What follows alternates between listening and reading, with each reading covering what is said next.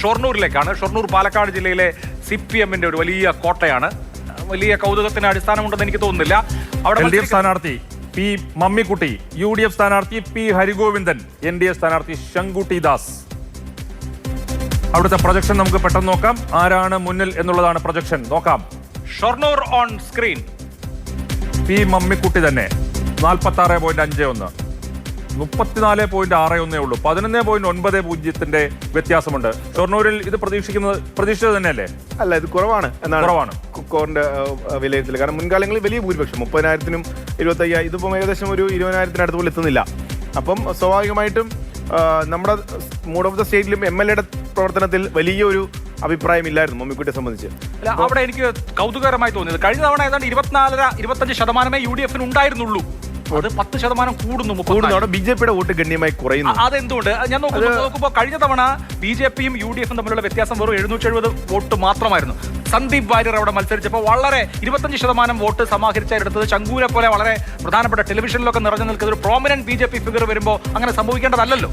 സന്ദീപ് വാര്യർ ഒരു ഫൈറ്റർ എന്ന രീതിയിൽ ആ മണ്ഡലം പിടിച്ചെടുക്കാൻ പോകുന്ന രീതിയിൽ തെരഞ്ഞെടുപ്പ് രംഗത്തും പ്രചരണ രംഗത്തും ഉണ്ടായിരുന്നു. പക്ഷേ ആ ഒരു പ്രതീതി നിലവിൽ ഷൊർണൂരിൽ BJP-ക്ക് കാഴ്ചവെക്കാൻ പറ്റത്തില്ല. BJP-ക്ക് മുൻകാലങ്ങളിൽ കിട്ടിക്കൊണ്ടിരുന്ന വോട്ടുകൾ ഇത്തവണ UDF-ലേക്ക് മാറുന്ന ഒരു സാഹചര്യമാണ്. ഒറ്റപ്പാലത്ത് മത്സരിക്കേണ്ടിയിരുന്ന ഹരിഗോവിന്ദ് ഷൊർണൂരിൽ മത്സരിക്കുന്നു. അപ്പം സ്വാഭാവികമായിട്ടും UDF-ലേക്കാണ് ആ വോട്ടുകൾ പോകുന്നത്, LDF-ലേക്കല്ല. LDF-ൽ നിന്നും ഒരു നല്ല വിഭാഗം വോട്ടുകൾ UDF-ലേക്ക് മാറുന്നുണ്ട് എന്നതിന്റെ സൂചനയാണ് ഈ ലീഡിലെ ഒരു ഇടിവ് ഉണ്ടാകുന്നത്. ഷൊർണൂരിൽ ഗ്യാപ്പ് കുറയ്ക്കുന്നു. ഷൊർണൂർ കഴിയുമ്പോൾ നമ്മൾ 5 മണ്ഡലങ്ങൾ കൂടി പൂർത്തിയാക്കുകയാണ്. അതായത് ഇനി ബാക്കി 5 മണ്ഡലങ്ങൾ മാത്രമാണ്. 135 മണ്ഡലങ്ങൾ പൂർത്തിയാക്കുന്നു. ഈ റൗണ്ടിൽ വന്ന 5 മണ്ഡലങ്ങളിൽ 3 മണ്ഡലങ്ങൾ കാഞ്ഞങ്ങാട്, ഷൊർണൂർ, പൊന്നാനി, ഈ 3 മണ്ഡലങ്ങൾ LDF-നൊപ്പം UDF കൊല്ലം പിടിച്ചെടുക്കുന്നു എന്നുള്ളതാണ് ഏറ്റവും പ്രധാനം. അതിനോടൊപ്പം മലപ്പുറവും. UDF-ന് 2 ടോട്ടൽ.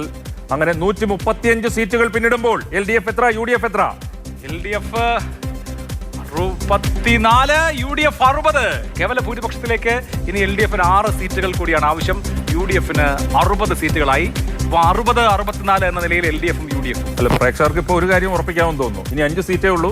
ആരും ഭൂരിപക്ഷത്തിലേക്ക് ഇപ്പോൾ എത്താൻ സാധ്യതയില്ല എന്നുള്ള കാര്യം വ്യക്തമാകുന്നു. ടൈറ്റ് ഫൈറ്റിലേക്ക് കൂടുതൽ സീറ്റുകൾ വരുന്നു എന്നുള്ളതാണ് പ്രത്യേകത. ഇന്ന് തന്നെ എത്രയോ സീറ്റുകൾ ടൈറ്റ് ഫൈറ്റിലേക്ക് വന്നു.